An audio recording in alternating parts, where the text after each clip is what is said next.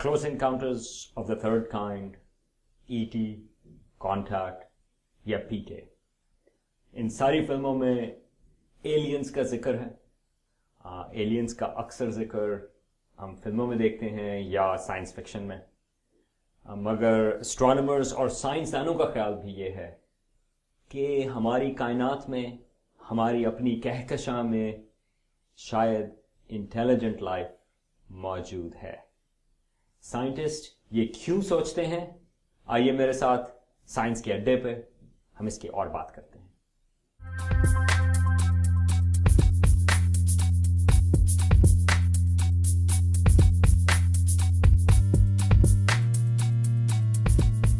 20वीं सदी से पहले अक्सर जब बात होती थी कि अगर हम किसी और किस्म की जिंदगी की बात करें इंसानों से अलग, तो बात होती थी जिस तरह जिन हैं या परियां हैं। बचपन में दास्तान अमीर हमजा कई दफ़ा पढ़ी, यह है अमीर हमजा क़ाफ में, या आर्थर कॉनन डॉयल की कहानियां हैं लाइक द लॉस्ट वर्ल्ड।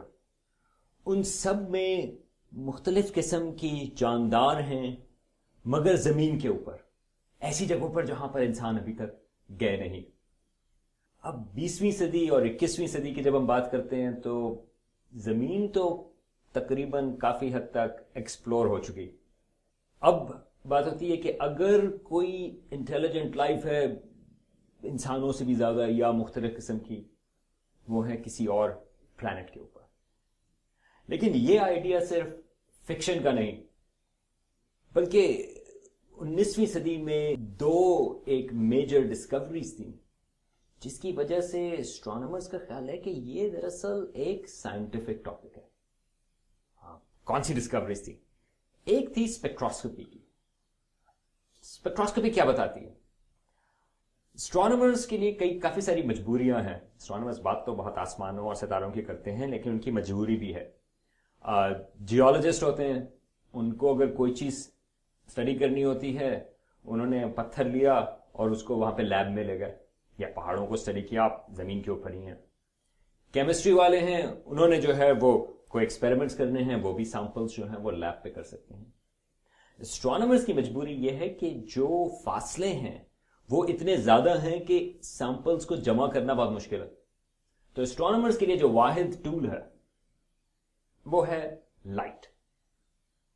और लाइट बहुत मुख्तलिफ किस्म की इंफॉर्मेशन दे देती है। तो एक की चीज 19th सेंचुरी में यह पता चला कि अगर आप टेलीस्कोप के पीछे एक स्पेक्ट्रोस्कोप लगाएं, ये एक फैंसी काम है। स्पेक्ट्रोस्कोप का क्या नाम है? स्पेक्ट्रोस्कोप खाली यह है कि जिस तरह वो प्रिज्म होता है, जिस तरह वो न्यूटन के एक्सपेरिमेंट्स की बात करते हैं, प्रिज्म लिया, रोशनी आई, प्रिज्म में से आगे गई और उसमें मुख्तलिफ रंग बदल गए। तो उसी तरह की चीज आप टेलीस्कोप के पीछे भी लगा सकते हैं।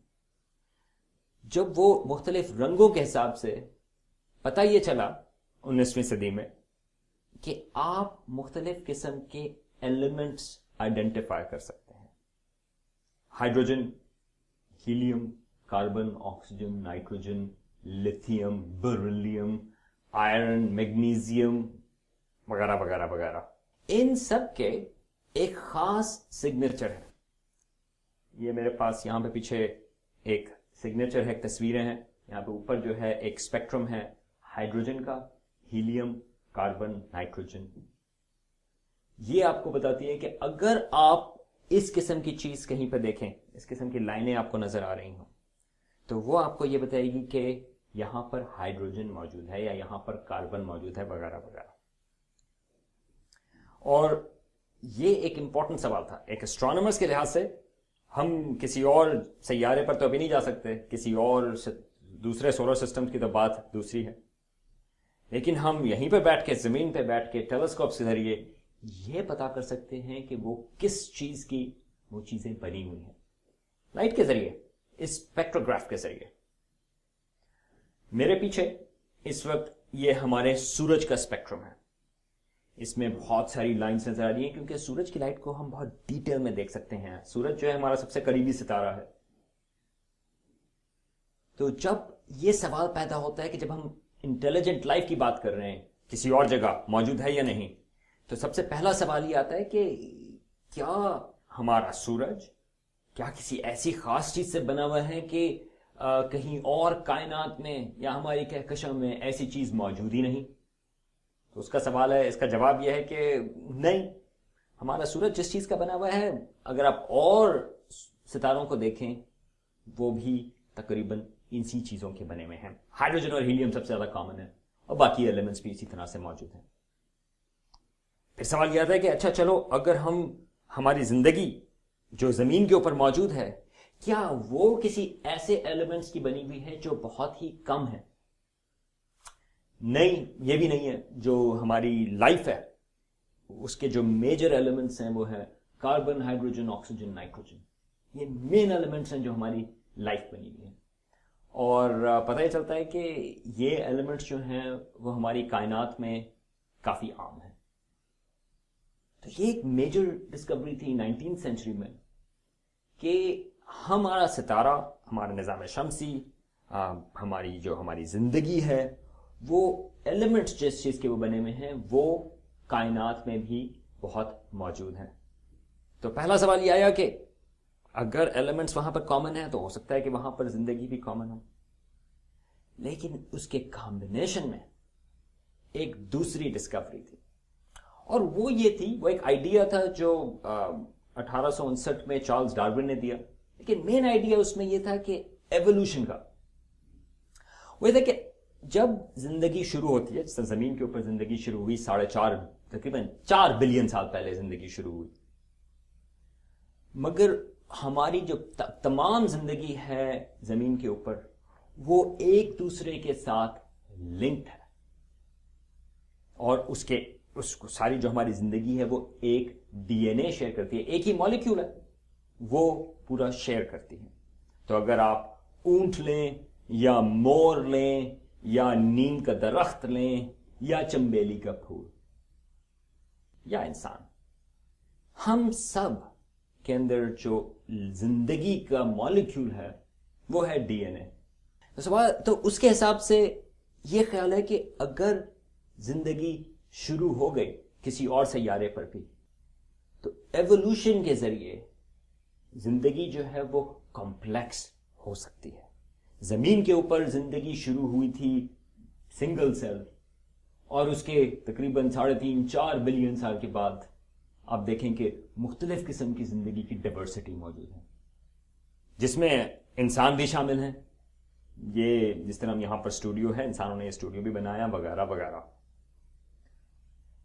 تو کیا کسی اور سیارے پر ایسے ایلیمنٹس موجود ہیں جس کی زندگی ہے، اور کیا وہاں پر ایوولوشن کمپلیکس لائف فارم تک جا سکتی ہے، اور کیا وہ کمپلیکس لائف فارمز ٹیکنالوجی بنا سکتے ہیں؟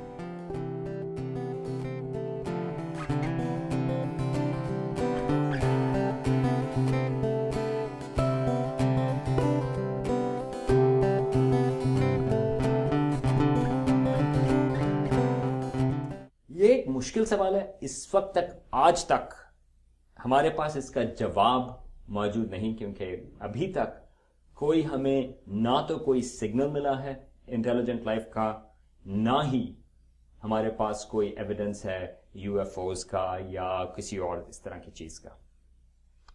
لیکن اتنی ہماری کائنات بڑی ہے، ہماری اپنی کہکشاں میں، ہماری اپنی گیلیکسی ملکی وے میں تقریباً 200 بلین ستارے موجود ہیں. تو چانسز یہ ہیں کہ ان ستاروں کے ارد کئی سیارے بھی ہیں. تو کافی چانسز ہیں کہ ان سیاروں پر زندگی، کئی سیاروں پر زندگی شروع ہو گئی ہوگی، اور ان میں سے کم از کم کچھ سیارے ایسے ہوں گے جس میں ایوولوشن کے ذریعے کمپلیکس لائف فارم بھی آ گئی ہوگی. اور ان کمپلیکس لائف فارمز میں کافی چانسز ہیں کہ کچھ ہو سکتا ہے اس میں ٹیکنالوجی بھی انہوں نے ڈیولپ کی ہو. کیا کہہ سکتے ہیں؟ ہو سکتا ہے کہ کہیں پر ایسی لائف ہو جو ہم سے کئی اونچی ہو، جس طرح کوہکاف کے جن تھے، اسی طرح ہو سکتا ہے کہ کہیں پر کوئی اونچی زندگی بھی موجود ہے. اور یہ بھی ہو سکتا ہے، بلکہ چانسز کافی زیادہ ہیں کہ جس قسم کی زندگی ادھر موجود ہو وہ آج ہم امیجن بھی نہیں کر سکتے. لیکن ایک چیز ہم کہہ سکتے ہیں، زندگی ہماری کہکشاں میں کئی اور سیاروں پر ڈیفینیٹلی موجود ہے، اور کافی خیال ہے کہ وہاں پر انٹیلیجنٹ لائف بھی موجود ہوگی. یہ آئیڈیا آج ایک سائنٹیفک آئیڈیا یا سائنسی آئیڈیا ہے. آئیے انتظار کرتے ہیں، شاید ہمیں اس کا پروف بھی مل جائے، یا تو ان کے ریڈیو سگنلز پہ یا کسی اور ذریعے پہ. لیکن آج تک ہمیں نہیں ملا، لیکن ہم انتظار کر رہے ہیں.